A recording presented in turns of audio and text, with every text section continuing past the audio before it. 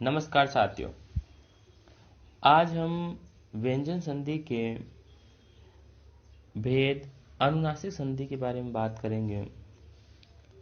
इसके लिए पाणिनि ने यरो अनुनासिके अनुनासिको व सूत्र दिया है, जिसका सामान्य सा अर्थ होता है कि वर्ग का पहला, दूसरा, तीसरा, चौथा वर्ण एक तरफ हो और दूसरी तरफ वर्ग का पांचवा वर्ण हो, तो जो वर्ग का पहला, दूसरा, तीसरा, चौथा वर्ण है उसके स्थान पर उसी वर्ग का पांचवा वर्ण हो जाता है।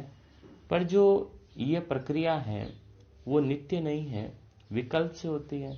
अर्थात एक बार अनुनासिक संधि होगी और दूसरी बार नहीं होगी। दो दो रूप बनते हैं इसमें। जैसे कि पहला उदाहरण दे रखा है, वाग प्लस मूलम। वाग में ग वर्ग का वर्गांत व्यंजन का तीसरा वर्ण है और मूलम का मैं ये वर्ग का पंचम वर्ण है। तो अपने को 1 2 3 4 के बाद में पंचम वर्ण मिल गया, तो अनुनासिक संधि तो यहाँ होगी पर विकल्प से होगी। इसीलिए ग जिस वर्ग का तीसरा वर्ण है उसी वर्ग का पंचम वर्ण अंग हो जाएगा, तो बनेगा वांग मूलम। और यदि अनुनासिक संधि नहीं होगी तो बन जाएगा वाग मूलम। ऐसा कैसे मिल जाएगा।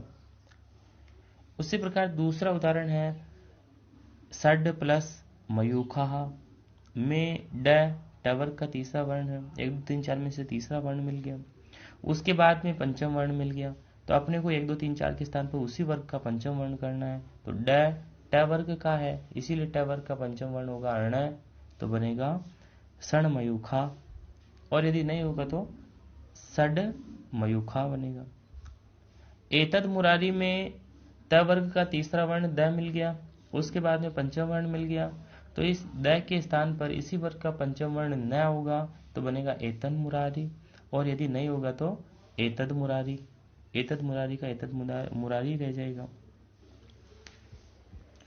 एक वार्तिककार ने एक वार्तिक भी लिखा है, प्रत्यय भाषायाम नित्यम। इसका अर्थ होता है कि वर्ग का पहला, दूसरा, तीसरा, चौथे वर्ण के बाद में यदि प्रत्यय का मकार आए तो प्रत्यय का मकार आए या प्रत्यय का पंचम वर्ण आए तो जो 1 2 3 4 के स्थान पर उसी वर्ग का पंचम वर्ण होता है वह नित्य होता है, अर्थात एक ही रूप बनता है। जैसे पहला उदाहरण है, चिद प्लस मयम में चिद में द 1 2 3 4 में से वर्ग का तीसरा वर्ण है और मयम में ये मयट जो प्रत्यय है उसका मय है, ये तो प्रत्यांत मकार हो गया। इसीलिए यहाँ पे द के स्थान पे पंचम वर्ण होगा न, बनेगा चिन्मयम और एक ही रूप बनेगा, चिदमयम रूप नहीं बनेगा यहाँ पे। इसीलिए ये प्रत्यय भाषायाम नित्यम सूत्र अलग से आया है। उसी प्रकार तद प्लस मात्रम में मात्रच प्रत्यय है, मात्रच प्रत्यय का मकार आया है बाद में, इसीलिए द के स्थान पे न होगा, तो बनेगा तन मात्रम। तद प्लस मात्रम का बनेगा तन मात्रम। उसी प्रकार अप प्लस मयम में प के स्थान पर न होगा, मैं होगा, प के स्थान पे मैं होगा, तो बनेगा अममयम। ये एक ही रूप बनते हैं। तो अनुनासिक संधि में एक तो विकल्प से होता है और एक नित्य करने वाला एक ही सूत्र है, प्रत्यय भाषायाम नित्यम। इन दोनों को ध्यान में रखना है। और उदाहरण है नित्य करने वाले के, वाग प्लस मयम वांगमयम। संस्कृत साहित्य के लिए वांगमय शब्द आता है। वाग प्लस मात्रम वांग मात्रम। दिक प्लस मात्रम दिंग मात्रम इत्यादि उदाहरण भी मिलते हैं। अब हम व्यंजन संधि के अगले भेद अनुस्वार प्रसवन संधि के बारे में समझेंगे। इसके लिए पाणिनि ने अनुस्वार से यही प्रसवन सूत्र दिया है, जिसका सामान्य सा अर्थ होता है कि अनुस्वार के बाद में स है को छोड़कर कोई भी व्यंजन वर्ण आए तो अग्रिम वर्ण के अनुसार, जो आगे का वर्ण है उसके अनुसार अनुस्वार के स्थान पर पंचम वर्ण होता है।